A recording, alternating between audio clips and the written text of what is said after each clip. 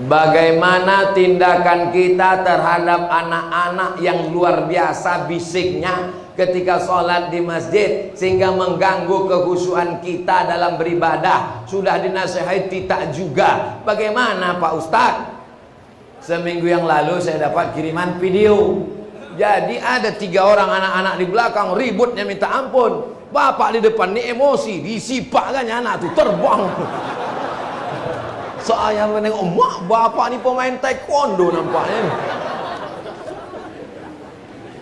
Kalau di masjidmu masih ada anak-anak, berarti 30 tahun lagi Masjid Raya Al-Muttaqin masih ada orang sholat berjamaah.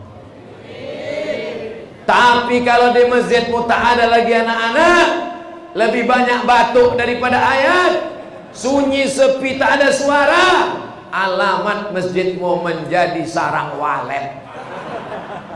Jadi kalau begitu anak-anak ke masjidnya bagus apa tak bagus? Pandang kanan anak-anak, pandang kiri, masih merekam anakku, ya Allah, anak soleh. Pandang ke depan anak-anak, pandang ke kiri anak-anak perempuan pula berjilbab terjebak di tengah bapak-bapak. Begitulah dia sayang sama ayahnya. Cinta pertama anak perempuan adalah ayahnya. Jangan sampai dia curhat ke anak lajang yang bukan mahram gara-gara jauh dari ayah. Dekat hubungan dengan anak. Cuman kadang anak ini kan tak semuanya baik macam Ustaz Somad waktu kecil dulu. Jadi bisa ditiru yang dilakukan Masjid Agung An-Nur Pekanbaru. Jadi waktu saya ceramah Ramadan, pas pulang saya tengok anak-anak dibariskan satu di belakang. Ada petugas 1 orang pakai jubah warna hijau membawa rotan. Begitu saya dekat, senyum dia. Mau kau pukul anak? Enggak, nakut-nakut dia. Berani kau pukul anak? Ngamuklah bapaknya Pak Ustaz. Jadi silakan anak-anak di belakang, tapi ada 1 petugas supaya anak-anak ini diangkat 1 petugas.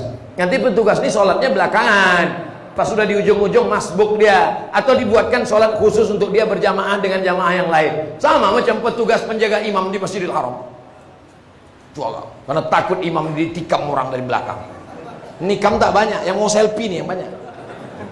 Nanti begitu salat, assalamualaikum warahmatullah, assalamualaikum warahmatullah. Mereka pun pergi sholat, tetap dapat pahala berjamaah. Apakah boleh anak-anak kecil ini diselipkan di tengah saf bapak-bapak supaya anak ini diam? Anak-anak memutus saf, tapi dia tidak memutus saf kalau cukup 3 syarat. Yang pertama, ujung senapang angin sudah berpotong. Kan tak mungkin kita angkat 1 petugas di pintu, tugasnya membuka kolor, tengok, oh udah lewat, oh belum ke sana, oh udah, nah ini setengahnya kan. Anak saya Sami di Khitan hari ke-8 pakai program namanya Sunatron. Ada namanya orang Riau Wa'atan. Wa'atan ini terkenal di Malaysia. Dia punya program namanya Sunatron. Dia tak ingin cuma orang Malaysia dapat nikmat, dibawanya lah ke Riau, ke Indonesia. Akhirnya dibuatlah khitan gratis setiap Jumat 99 orang. Bintang iklannya saya punya. Tak mungkin saya dipotong sekali lagi. Potongan lama aja hampir habis. Jadi selalu saya buatkan iklannya. Anda takut berkhitan, Anda takut lama sembuh, berkhitanlah pakai Sunatron. Pagi khitan, sore bisa akad. Untuk yang mu'alaf.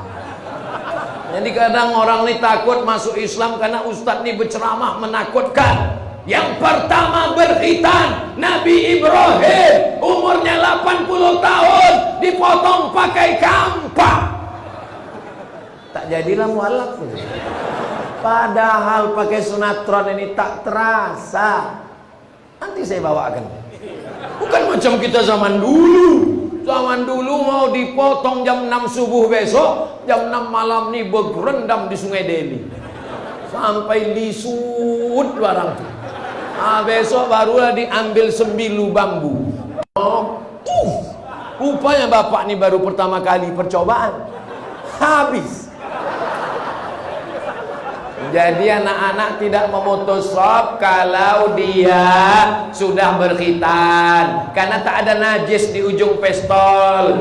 Yang kedua, anak-anak ini memutus shop karena wuduknya tak Saya perhatikan tuh anak-anak lewat saya di MDA, dibukanya keran, diambilnya air, dibukanya keran, sipak-sipaknya. Air tuh sampai kemari, kelingking nih masuk kemari, kalau ini bagian dalam telinga ini luar,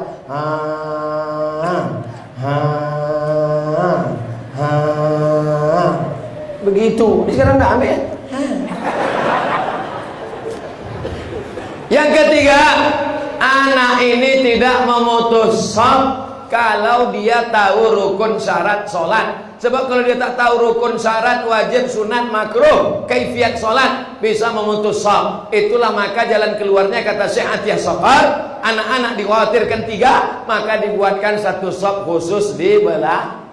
Fungsi anak dibuat di belakang menjadi batas antara laki-laki dewasa dengan perempuan Karena kalau tak ada anak-anak pembatasnya, langsung berjumpa shop belakang dengan ibu-ibu di belakang. Pas pula yang shop belakangnya anak-anak muda, di belakangnya anak gadis, lain bunyi aminnya.